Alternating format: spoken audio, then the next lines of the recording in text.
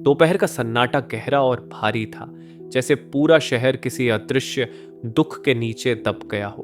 पुरानी दिल्ली की उस तंग गली में जहां घर एक दूसरे से सटकर खड़े थे, वहां भी जीवन की आवाजें मर सी गई थीं। सिर्फ दूर से आती किसी दुकान के शटर की खड़खड़ाहट या कभी कभार बच्चों के रोने की आवाज ही इस मृत सी खामोशी को तोड़ती थी। इन्हीं गलियों में एक पुराना 3 मंजिला हवेली नुमा मकान था, जिसके मुख्य दरवाजे पर लोहे की पीतल की प्लेट पर खुदा था, श्री ओम प्रकाश शर्मा एंड फैमिली। मकान के अंदर दूसरी मंजिल के बरामदे में एक औरत बैठी थी, तारा शर्मा।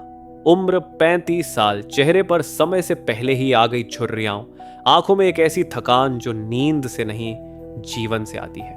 वह अपने हाथों में एक पुराना एल्बम थामे हुए थी, उसे पलट रही थी। हर तस्वीर में 2 भाई थे, एक उसका पति विजय शर्मा, दूसरा उसका देवर संजय शर्मा। तभी नीचे से आवाज आई, तारा नीचे आओ। तारा ने एल्बम बंद किया और नीचे उतरी।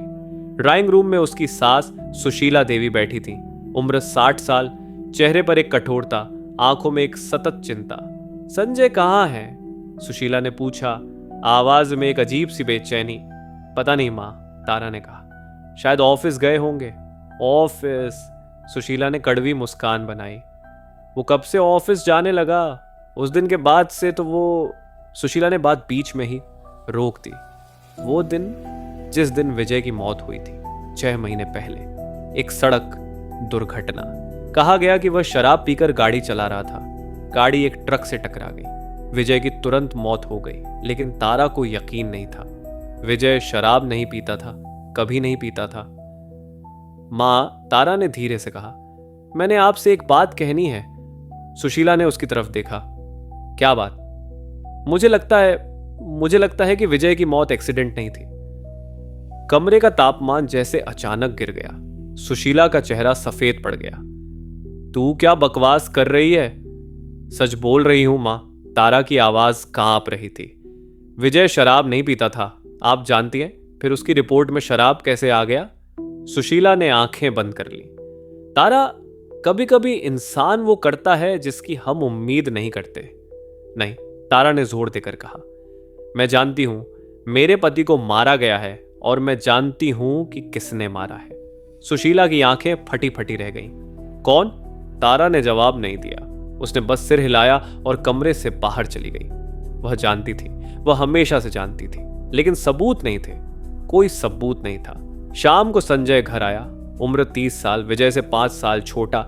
लेकिन जहां विजय सीधा साधा ईमानदार आदमी था, वहीं संजय चालाक, मक्कार और महत्वाकांक्षी था। उसने तारा को बरामदे में देखा और मुस्कुराया। भाभी, कैसी हो? तारा ने उसकी तरफ देखा। उस मुस्कुराहट के पीछे उसने कुछ और देखा, एक ठंडापन, एक खालीपन। ठीक हूं। संजय ने उसके पास आकर बैठ गया। तुम आजकल बहुत उदास रहती हो, सोचा था कि तुम्हारे लिए कुछ लाऊं। उसने एक छोटा सा डिब्बा निकाला, एक महंगी साड़ी। ये लो, तुम्हारे लिए। तारा ने डिब्बे को देखा, फिर संजय को देखा। तुम्हें जरूरत नहीं थी? जरूरत थी, संजय ने कहा। उसकी आवाज में एक अजीब सी कोमलता आ गई। मैं जानता हूं कि विजय भैया के बाद तुम्हारा कोई नहीं है। मैं हूं, मैं तुम्हारा ख्याल रखूंगा। तारा ने महसूस किया कि उसका दिल तेजी से धड़क रहा है। यह कोमलता झूठी थी, वह जानती थी। तुम्हारी शादी कब हो रही है? उसने बदलते हुए सवाल किया। संजय के चेहरे पर एक झलक दिखी, माना नाराजगी की। अभी नहीं, पहले घर की जिम्मेदारी संभालनी है। कौन सी जिम्मेदारी?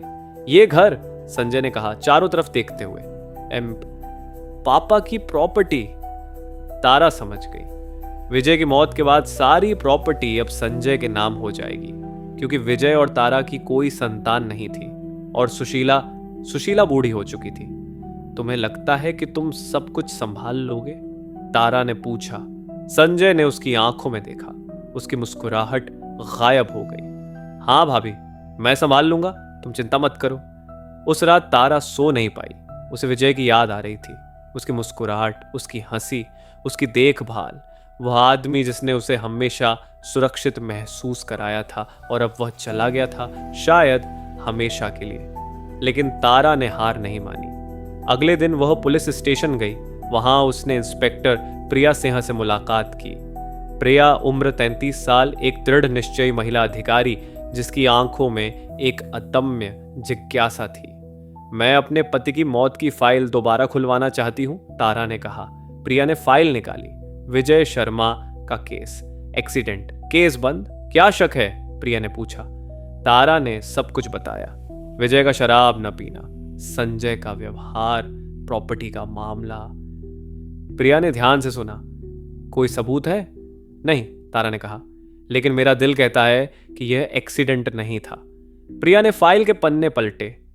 एक बात अजीब है, इस रिपोर्ट में लिखा है कि आपके पति के खून में शराब का लेवल बहुत ज्यादा था, लेकिन जिस डॉक्टर ने पोस्टमार्टम किया उसने कोई नोट नहीं लिखा कि शराब कब पी गई थी। इसका मतलब यह हो सकता है कि शराब मौत के बाद उनके शरीर में डाली गई हो, प्रिया ने कहा, ताकि यह एक्सीडेंट लगे। तारा की सांसें तेज हो गईं। क्या आप मेरी मदद करेंगी? प्रिया ने सिर हिलाया। हाँ, लेकिन हमें सबूत चाहिए। आपको संजय पर नजर रखनी होगी, देखना होगा कि वो क्या करता है, किससे मिलता है। तारा ने हाँ कहा। वह कुछ भी करने को तैयार थी। अगले कुछ दिन तारा ने संजय पर नजर रखनी शुरू की। वह देखती कि वह कब घर से निकलता, कब लौटता। एक दिन उसने देखा कि संजय एक अजनबी आदमी से मिल रहा था। वह आदमी, वह डॉक्टर लग रहा था, वही डॉक्टर जिसने विजय का पोस्टमार्टम किया था। तारा ने तुरंत प्रिया को फोन किया। वो डॉक्टर से मिल रहा है, उसने कहा। कहाँ? वो प्रिया ने पूछा। मॉल में, 3री मंजिल पर, प्रिया ने कहा। ठीक है, मैं आ रही हूं। लेकिन जब प्रिया वहां पहुंची तो संजय और डॉक्टर चले गए थे। सिर्फ तारा वहां थी, एक कोने में छिपी हुई। वो चले गए, तारा ने कहा निराशा से। कोई बात नहीं, प्रिया ने कहा, हमें उस डॉक्टर का पता लगाना है। उन्होंने डॉक्टर का पता लगाया। राजीव वर्मा एक प्राइवेट हॉस्पिटल में काम करते थे। प्रिया ने उनसे मुलाकात की। आप संजय शर्मा को जानते हैं? प्रिया ने पूछा। वर्मा ने हाँ में सिर हिलाया। हाँ, वो मेरा दोस्त है। आपने उनके भाई का पोस्टमार्टम किया था? वर्मा के चेहरे पर एक हल्की सी घबराहट दिखी। हाँ, रिपोर्ट में आपने लिखा है कि मृतक के खून में शराब थी, लेकिन आपने यह नहीं लिखा कि शराब कब पी गई थी। यह जरूरी नहीं था, डॉक्टर वर्मा ने कहा। उनकी आवाज कांप रही थी। जरूरी था, प्रिया ने सख्ती से कहा, क्योंकि अगर शराब मौत के बाद डाली गई तो यह हत्या है और आप उस हत्या में सहायक हैं। वर्मा का चेहरा सफेद पड़ गया। मैंने कुछ नहीं किया, मुझे बस इंस्ट्रक्शन फॉलो करना था। किसके इंस्ट्रक्शन? वर्मा ने आंखें बंद कर ली। संजय के। उसने मुझे पैसे दिए, बहुत सारे पैसे, कहा कि मैं रिपोर्ट में शराब का लेवल ज्यादा लिख दूं। प्रिया ने सब कुछ रिकॉर्ड किया। अब उसके पास एक सबूत था, लेकिन यह काफी नहीं था। उसे यह साबित करना था कि संजय ने विजय की हत्या की थी। उसने तारा से कहा, हमें और सबूत चाहिए, शायद आपके घर में ही कुछ है। तारा ने संजय के कमरे की तलाशी ली। एक दिन जब संजय ऑफिस गया हुआ था, वह उसके कमरे में गई। वहां उसने एक डायरी ढूंढी, संजय की डायरी। उसने डायरी खोली।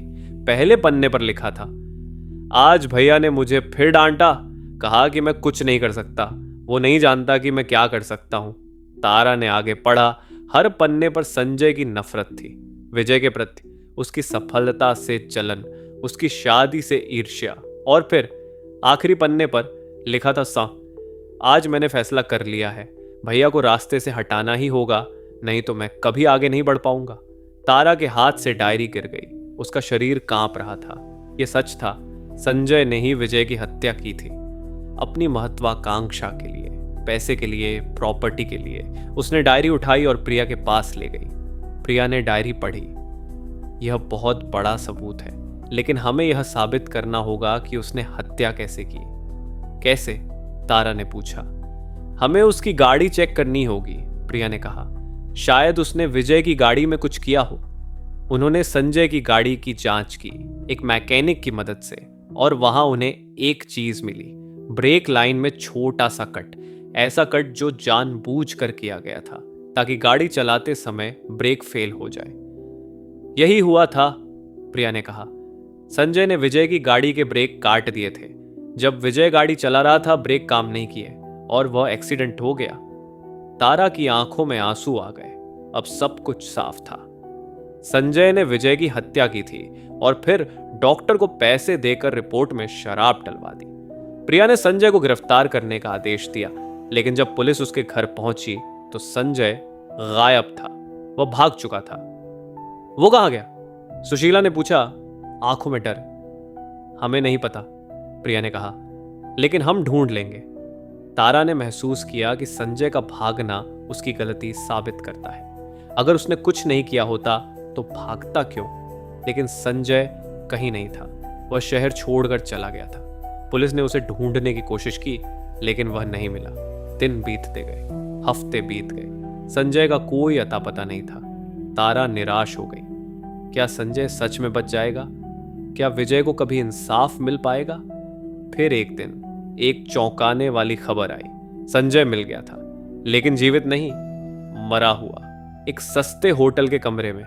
आत्महत्या। पुलिस ने कमरे की जांच की। वहां एक नोट मिला, मैंने अपने भाई की हत्या की, मैं यह बर्दाश्त नहीं कर सकता, माफ करना माँ, माफ करना भाभी।